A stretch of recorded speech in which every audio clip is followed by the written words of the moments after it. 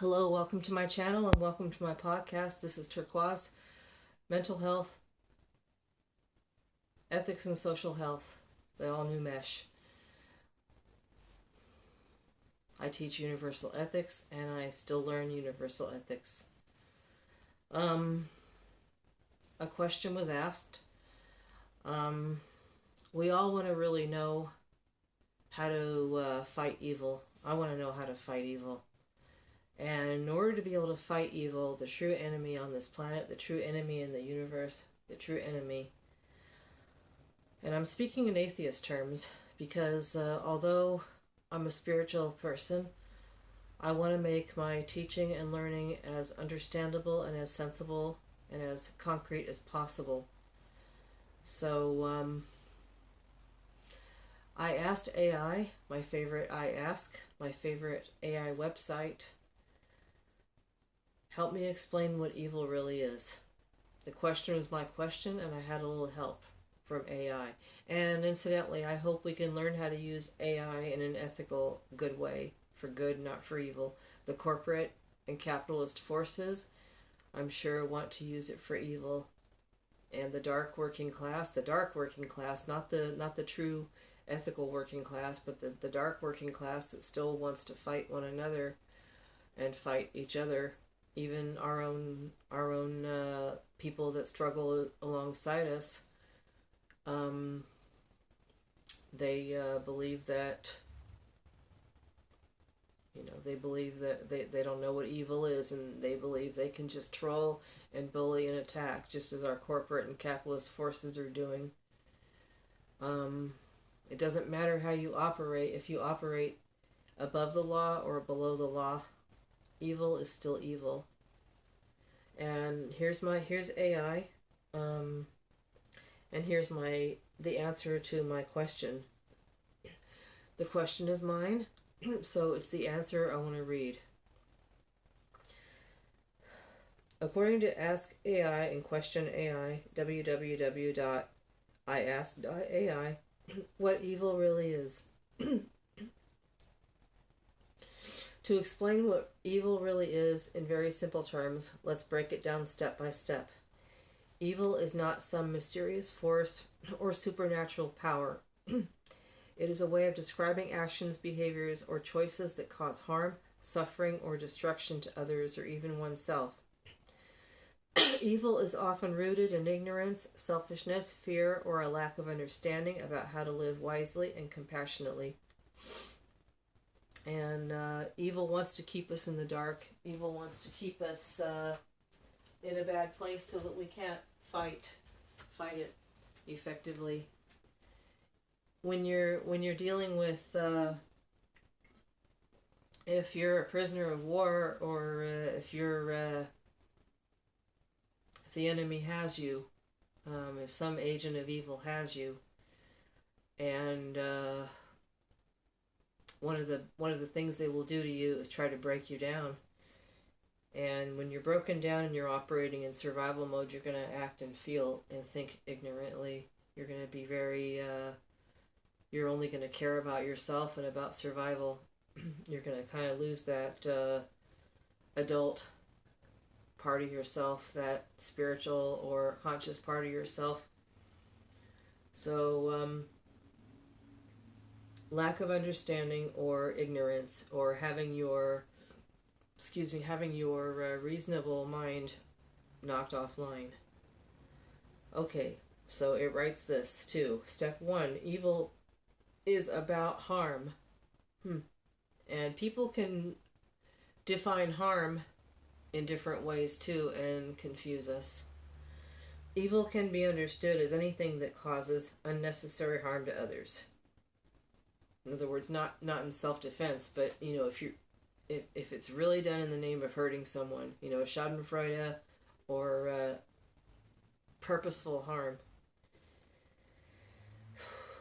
Hurting someone physically or emotionally, taking something from someone that doesn't belong to you, destroying things that others care about.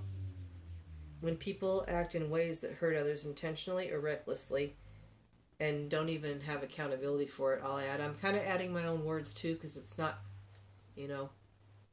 It is provoking some thoughts in me, and I don't want it to look like it's just AI talking.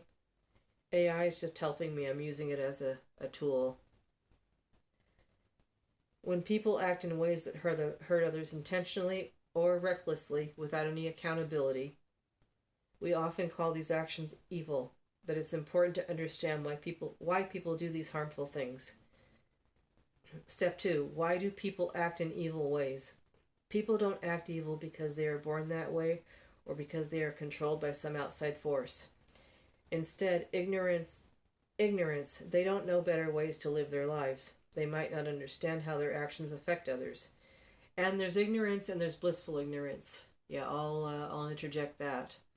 If you're ignorant and you honestly don't know something and it's an honest mistake, or if there's something beyond your control that you didn't mean to do, that's different. You're not behaving in an evil way. Your intention, and often you want to be accountable.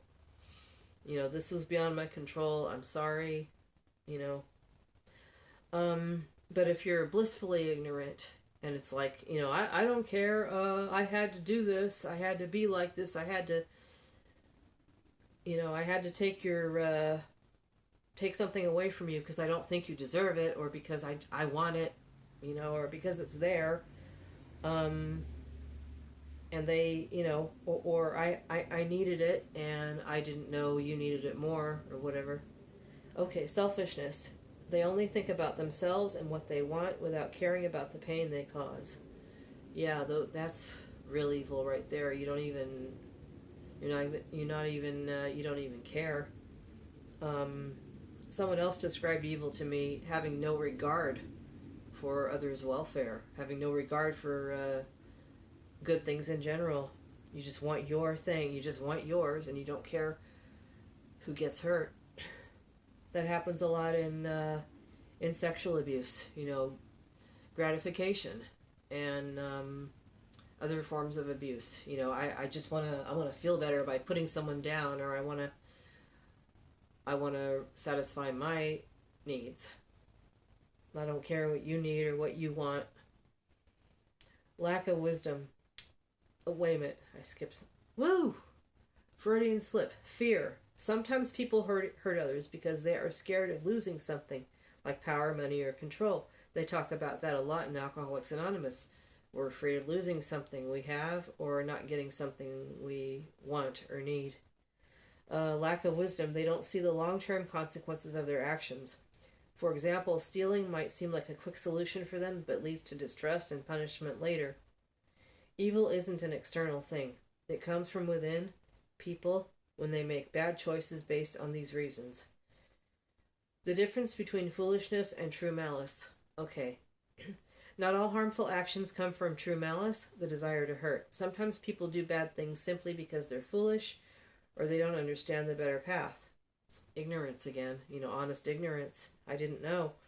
A person who steals may feel desperate and think there's no other way. Someone who bullies may be trying to cover up their own insecurities. Again, not excusable, but understandable. True malice happens when someone knows an action will cause harm and does it anyway just for personal gain or pleasure.